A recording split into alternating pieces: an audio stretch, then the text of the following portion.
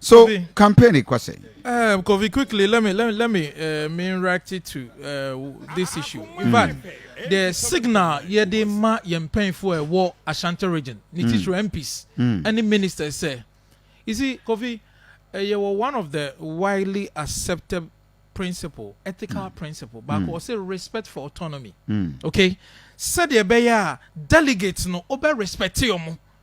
Na wajai omu pemamo na wako omu nase na wabre omu ase na oni omu di nkomo na omu afri omu pem sebi ye nipa ya dwene ya dasumye so say ye be box all of us together. We are afraid say if indeed so makoji bibi and omu push ye na together there we are sorry hwa se mo kan say Eastern region budget be and a sabio ye de be swami interchange.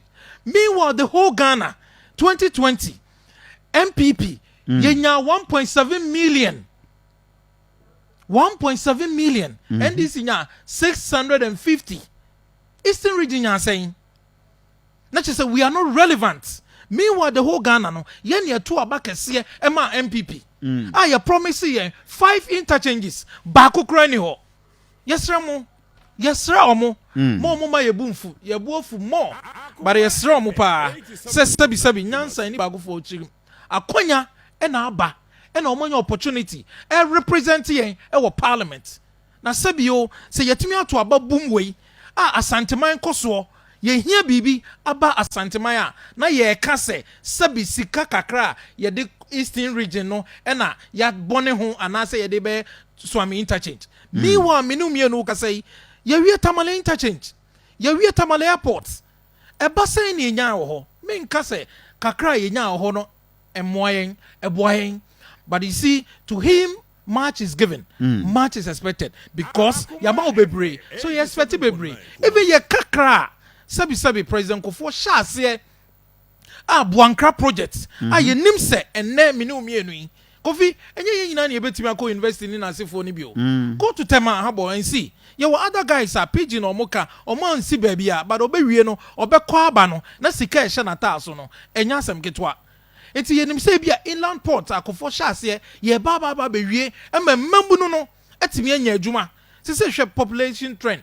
Se enyuma ni ha to be sorry ya na okonkra because in fact, it's the nation capital, but the point is that at least I was say, yet me be nyuma wo baby a said be ya wote ukroma at least obenya oso ene wo de kakra. Enti yet me to aba we na ye ntimi am factor in the nation's budget. Na wo ka kire say sabio kakra ya poni ho baby no ene ye de ba be swami intergen. We are sorry, Ivan Kofi ye ni abreo and a form so eye mayen. A form AMI. Kofi nam debia na me say. You see, what is so dangerous? And I say, 2016, you're winning NDC by 972,000 votes, almost 1 million votes. You're here free SHS. You're here planting for food and agriculture. You're one district, one factory. You're even one district, one dam at the northern region for irrigation purposes. Kofi, yantimi anya ba kokran kan ho. Ya so shine from 972,000 about 515. A difference of 457,000 votes. In terms of percentage, I understand. Obi e ko second term also tikakra, but yen show the quantum a year reduction it be by. It clearly tell you something. Say you're paying for better say no my this analysis if a baby you do any abri it's in your person your J party nisi wo because one nama obi a catcher will say yam fucking ma on metwaba and indeed Kofi you agree with me say you need 50 plus 1 vote your average MPP constantly 48% and this was 44 you need the floating voters or show policies or show demeanor or show new ma sabi will no credit or pepe your because corruption some kakra we need to curtail it. It's your show way na it's say you hear flag bearer keke. Ye ko asen north. Ye ko kumewu. Ni na percentage wise ya drop it because you call any national elections be it's dangerous for us.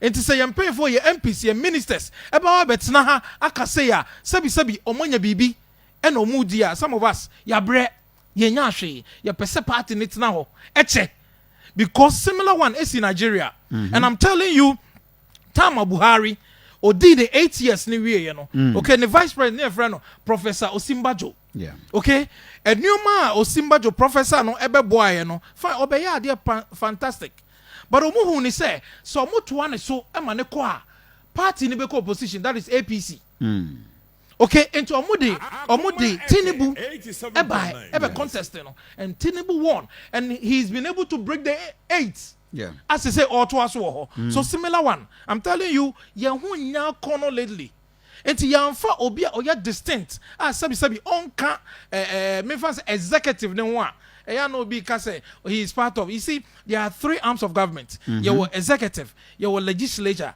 and your judiciary or no or your legislature omo hwe say executive ne bills eba anase omo de budget bar they are there to whether approve it or not what I said so he's not part no say article 78 it can say the majority of the members of parliament will be emanated from that portion and I beg to differ me free say by now no I see a distinct people are way executive or the BB bar so that we will get a distinct legislature and also be checking no so that the check and balances no ebetimi aye adwuma e mo minor akoso you see what we are saying is Ghana first baby emodi no omodi abedru no eye the aka no ye pese ye bo ho ban I see making sure say at the end of the day no the youth as say obe wie adwuma and also obe wie school because kofo e dey yi buy fantastic on the chassis that is capitation grant let share the basic for free now do so buy no making sure say free SHS and also indeed and so you share from the SHS 1 akọ 3 akọ ni be wie obeko tertiary adwuma ben na wo ho that is our point.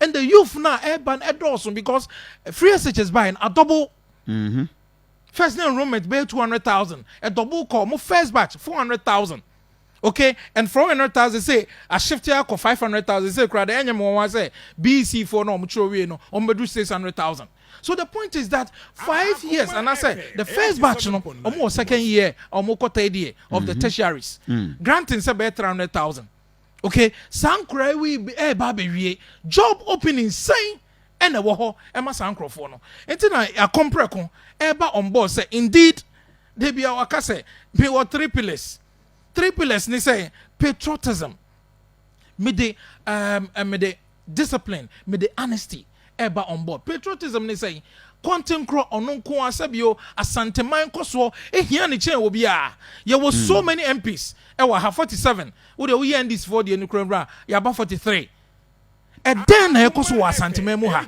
and ye de sekan edwa nanka sabi ebi na meka cho say Buankra project ebesi ne is on a snail pace ekoso Crofro market ya koje busia na ye de ye ko 4 time na ye betena ho ema nsuo asabo eden ema yasa kodwiregu Kofi what sort of people are we you see can enye IGF generated o ye kobo busia na ye de ba be busia bia so obetua principal no otua interest so just imagine de bia ye bossa e kanegu Crofro market awen ne se mahama kro ye tutia no obesi atonso market osi aswanse market osi tafo market osi Dubai KJT extension NC wo no awen ne se if indeed a still you serious a year o 2 years betima ashisha wie so baby e kan yina ne say na now do aye bi but I see nya paradigm shift kakra your free baby business process re-engineering a radical way of doing things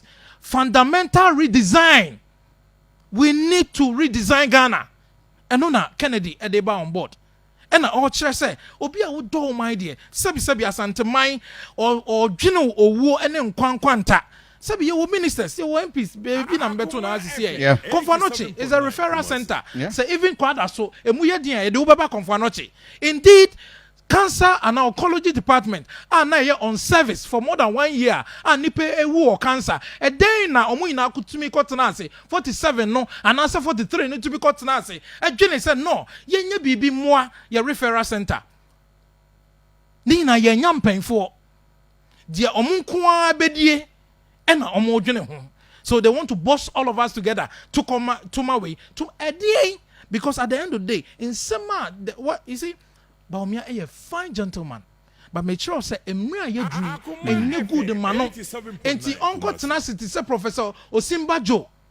Na on hwe nyoma kakra ne mfa ka ne mra na radically on messe sanioma emma Ghana emfa ne ntuma pemfra emma youth ne nya nnwuma nye te say de wabie bie a ono nko akwanten kro wafa even nipa 7,000 tebu amanten waje 125,000 acres amanfo eyemu adwuma so that ebefa enwuma ananse nipa bebre kofi yefre bibi value chain about 5 steps. It is sabi omo from the extractive sector no. Omo na ebeti omo ka you engage them. I'm for at least month bia na say week bia no omo ye adwuma. Ewie ya enam say ye exporting ti omo so be kwa akotwe free sa emfuo mu no eso e de beba warehouse. Eba ye friend inbound. Ye omo so eye adwuma oni na ebe fa nipo. Kofi Uwia from the inbound ube release ama production. When we na ebe turn the raw materials no into the finished product. Into the cassava, omu na ebe turn into the starch. Ni na so ebe fenipa because machines ye benya artisans ombe service machine no any ade omu ina so ho. Omu wia ye be release e de ama outbound. Ehon no mukwa koye packaging so ebe engage nipa ema nipa nyina anya adwuma ye omo wi omo release ama sales and marketing omo so be make sure say ye bu hu dwuma na at the end of the day na export yakọ de ebedi wa ha so ye bedi so you realize say a chain of bare 5 ni na e fa nipa enti enkoye import driven to say ye tan oma Bank of Ghana buy your economy has been so much import driven so you need to churn out and make sure say obe add value to your product so that you can export it. And indeed, that is the perfect year. At the end of the day, no, a bit more balance, your balance of payment deficit, the BIA. So I'm telling you, the BIA, you were 3 basic a year, IGF, that is the rates, ne charges are obeje na sefo taxes are obeje na entimia mwa what me I saw obakwa kwaje bosia. So see a Fitch rating agencies. Yeah. Back with friend Fitch, back so Standard and Poor. But also so Moody's. Oma predicted Ghana say at the end of this year, I'm sure Ghana debt to GDP ratio a day compared to production a year with Ghana. Ebe hitting 99%. Kofi, if Semenya, in fact, yen legislature ewo mrenim say I see making sure that no government should borrow more than 70% of the GDP. And that because is a serious one. 65% a red, a danger. So because liver, kidney. Untimin can't say, concentrate on your liver and because kidney needs to be to so untimin can say inflation abra a GDP debt to GDP ratio. It's a bema way creative. No one making sure say loopholes is beer and what system nimbiano obe crack no what make generating more. So that you wouldn't go and borrow. Buamenamen fakos kakra.